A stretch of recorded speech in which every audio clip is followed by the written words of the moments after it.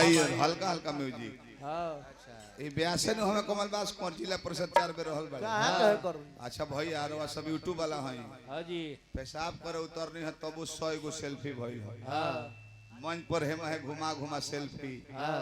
ये जिला परिषद हमें बढ़िया ब्यास में कुंवर जी इनका के लाड़ी के झांटियो बराबर के हो पूछो इनका कहूं भाई माने एगो सेल्फी करके होली हल ये खाली बेटी चोदवाई के हो जा रहो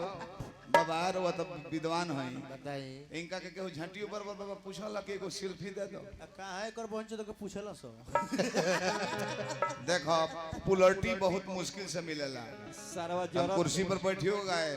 अभियंता तारा से कहियो भी सही हां अभी डायरी खोल के चेक करा लो मिला लो एगो प्रोग्राम अधिका होई तो तारा के हम 5000 इनाम अधिका दे एमे केहू के प्रोग्राम ने खचलते हूं में हमर एक दिन 2 दिन गैप होई न तो रोजे बा वो लागो तरफ ब्यास बने हलचल हमरा में सब लड़का है ब्राह्मण 2 जना हल हां राजपूत बाबू साहब हमें है माता बाबा फागू बा गांव के हमें हां अंतर ना रही एगो द्वार पर ब्राह्मण खियावत रहो माटा बाबा का साड़ू का ओकर जूठ गिरी तहां सुअर पैदा हो जे है सुअर के है सो कुंवर जी के 5 गो गांव मैं 5 गो गाय छोड़ देबो हां 10 बरिस के बाद जइबो तो 20 गो गाय भय रहे हैं सुअर छोड़ देबो 5 गो गांव में 10 गो सुअर 5 बरिस बाद जइबो कर बहि जो 1500 भय रहे हैं जलना सदी तो गौ माता का पूजा ब्राह्मण भी करेला हर एक जात करेला काहे करेला एगो समय आई रहे एगो इतना बड़ पापी भई रहे कि सारा देवता लोग गौ माता के काम धनु के देह में समा गए रहे लोग ये मौगा जानता कि गाय के गोबर महादेव का वाला काहे गाय के गोबर के गणेश जी बनेले इतना धनिक लोग बाकी चांदी के बनवा ली सोना के बनवा ली काहे ये नहीं खन जाना गणेश जी कहीं जगह ना मिलल तो गोबरे के स्थान में लुकाई रहले एकरा बुझाई ये मौगा के वो गायत्री मंत्र याद नहीं खई व्यास बने लगा था पढ़े के बेरा तो उस सारा राम राम कहल जाला राम राम राम राम ये का हो ये गोड़ लगला से बड़ मंत्र हो हां ब्राह्मण 108 बार पढ़ली लोग माला लेके राम राम कह दब काहे ना 3 में कह रखे भैया राम राम राम राम राम राम एक बार कहे ना कल के भैया राम ए भैया राम 2 बेर कहला भैया राम राम राम राम ओकरा गिन के देखी हां र को नंबर पर आवेला कौन नंबर क ख ग घ छ छ ज ज ट ठ ड द त थ द द प फ ब ब 25 गो भइल हां आकार देबो ओ आ 2 गो भइल 25 2 27 माने राम माने 27 अब मो 25 पर बा अब 27 में 25 जोड़ दो जोड़ी बाबू 2 बेर कहबा तो अपन जगह धलेला एक माला घुमला के बराबर 160 माला के गायत्री मंत्र में कितना अंक आवेला जानते रही पेट से दवाई विभीषण जी के द्वार पर का लिखा रहे क्या रामायुध अंकित गृह लिखा रहे न बाबा हां अरविंद अंक में कैसे लिखो लोग हां अंक में लिखा रहे विभीषण जी के द्वार पर कि रावण चिन्ह है ना हां पूजा रामे लिखा रहे रामायुध अंकित गृह हां माने राम के सहित राम के आयुध माने हथियारों अंक में लिखा रहे हां अतले राम राम कहते जगल तब विभीषण जी के बात सुन के हनुमान जी जान गेले कि ओहो ये तो प्रभु जी के कृपा पात्र बाड़े हां खाली बाउरे बोलला से ब्यास नहीं खने ना 30 बरिस से कोनो मार्केट में ब्यास रहेला जन एक जगह खड़ा होकर कुर्सी पर गोले बन तो बैठ के गावेला काहे बनी काहे आए हो मेरा कुल्लू बाउरे कहेला हां आ कुल्लू में हम ही रहिले पवन होको चाहे खेसारी होको हां चाहे निरहु होको चाहे भरत शर्मा होको चाहे मुन्ना सिंह चाहे कमलबास कुंवर हां एहू बेटी इनका बेटी में 2 बेर गोले बनी इनका बेटा का तिलक में गोले बनी हां काहे हम बाउर में तो हमरा कल्याण पर के बोलाओ को पढ़े के बेरा तो माई छुदा उतरल हम बाउर में हम निमनो हई एक बेर के हो मालिक माइक लेके कह दे सिंगलो प्रोग्राम होखे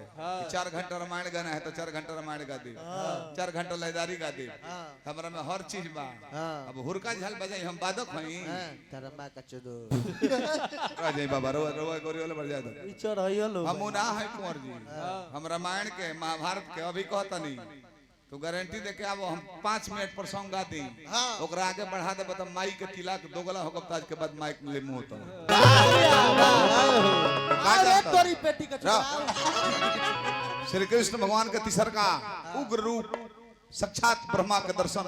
विष्णु के दर्शन, शिव के दर्शन कृष्ण में कहा आवा महाभारत द्वितीय खंड हां जाना बड़ा उत्तंग ऋषि भेटाई रहले। ओकर बाद बढ़ा दी हैं, ओकर बाद एक लाइन बढ़ाई हैं। ओकरा बाद तो ये अपन माई ये लोग के हम साज के ब्यास भइल हैं। कहा तरह के अजीत नया बड़े तो नयो बा, एकदम नया बा, तो ओकरा में क्वालिटी बा। उ जो रीड से गीत गा दी, केहू ब्यास के घोसड़ा में दम नहीं के भारत वर्ष के भोजपुरी में जो रीड से गा दे अपने गीत संगीत पे है। हम अपना जानकारी पर बानी, लयदारी पर बानी, अपना चुटकुला पर बानी, उसमें भी कला है तब न तरह संग भेंट होता है। तबे नु कर तू शौक है अजीत के संग गाओ तारा हम गाओ नहीं तारा भाई के चोदो तबे नु कर बेटी कहत रे बाबा रह बाबा अब बाउर लगता हमारा ई मत कहो, केहू के दोष मत दो। केहू मार्केट में बा, अब शेख तिवारी मार्केट में बढ़े तो काहे बढ़े? कहीं ना कहीं कला है। हां बोल अब शेख बाबा के नाच जौन को दी है, जौन गीत गा दी है, हां तो दूसरा के बस के नहीं खे। ये हटाई ना केहू बा ब्यास खड़े चौक पर बिना सीढ़ी के चढ़ जाओ ओ गाड़ी छिला जी ओकर न केहू बा रो बताई मिलिट्री वालों का ट्रेनिंग दिए था 2 साल, तो देवाल धके चढ़ता रहो आ चौक पर बिना कोनो सहारा के चढ़ के सर दे उतर जाए कबे। केहू कहलक बा जी गर्दनों में कलाकारी बानी। अच्छा काहे 4 दिन के लइका मार्केट में आ गइले हम तारा कृपा से, यदि तारा कृपा से केहू ब्यास होई त 3 गो लइका त हर लान चढ़तर सौगनी के ब्यास ना बना केहू केहू के बनावेला ना। जो चल रहा है उसको पहले से जो मार्केट में है थोड़ा सपोर्ट कर देंगे तो दौड़ने लगेगा। यही मत कह कि तू केहू के ब्यास बनावे, तू केहू के ना बनावेला। अभियंता में क्वालिटी रहे तारे का रेल के ब्यास भइले, अजीत तारे का रेल के भइले, अब शेख तिवारी तारे का रेल तारे तबे ब्यास केहू बुलावता ना। तो एक दिन लेके जई तो अभिषेक तिवारी दब जईता तो दोबारा केहू बुलाइत बाबा।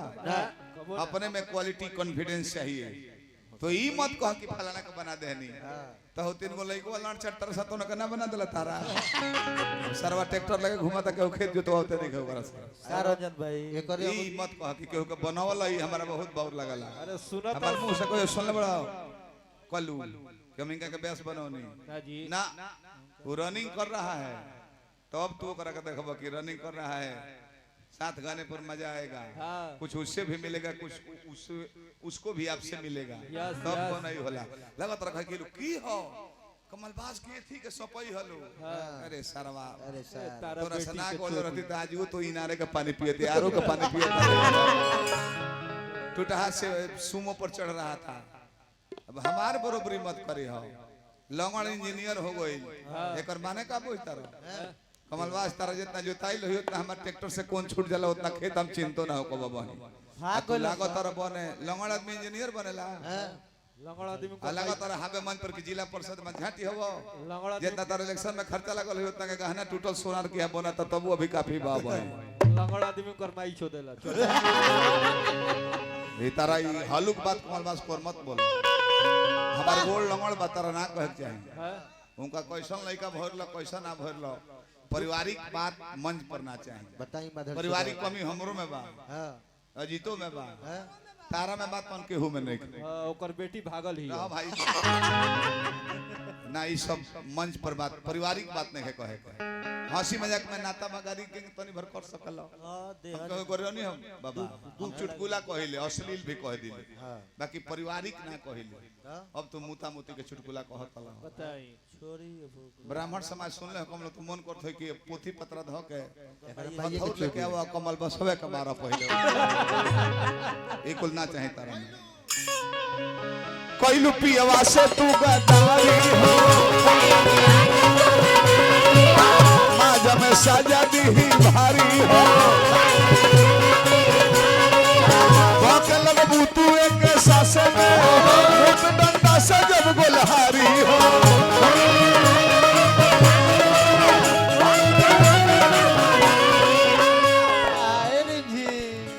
कुंवर जी हमार समाजो लोग कहला एक जना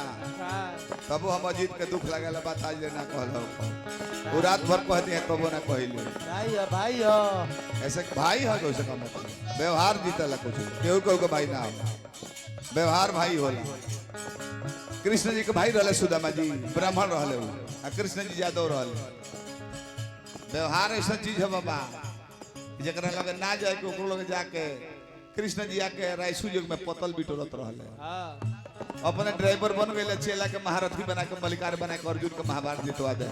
ई सब ये सब बेवकूफ व्यास है अनएजुकेटेड 7वां पास दूर से बसा तारू ना बेटा धन है कलू पहले रोक रोक के काम होला कि दूर से बसा तारू भइलू घिनावना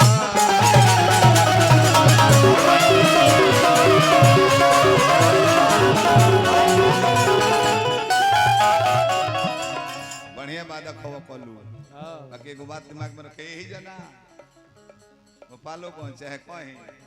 बबुआ लगातार काम करबो जल्दी सा बिगड़ जाला वो कमजोरी हो रोक रोक के लौटा लौटा के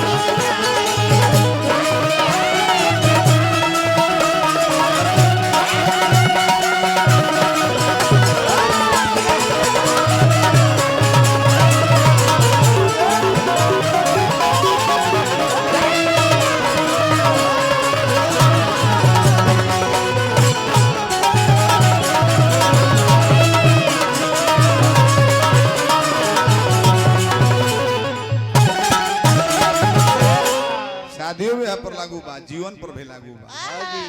चाचा गलती ना करी हम आई पियवा जब लेके डोली हो बंद हो जाई तहर बोली हो जानता सब तहरा बारे में हो अच्छा चिट्ठा जब अपन खोली हो